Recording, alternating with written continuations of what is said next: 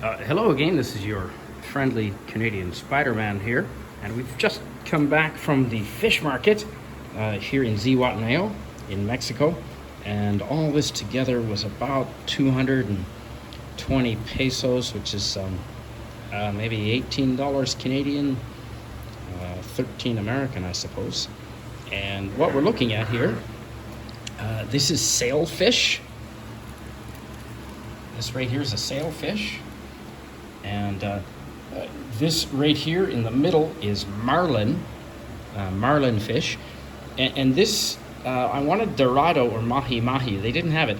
So they had a similar fish. This is a porg fish, a porgy fish. But it's a white fish. It's got some oils to it. And saltwater ocean going fish.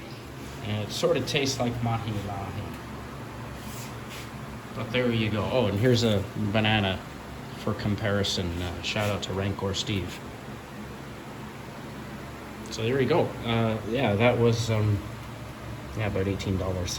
That'll feed 4 people. I have no idea what that would be in Canada. A lot. Anyway, hope you enjoyed that.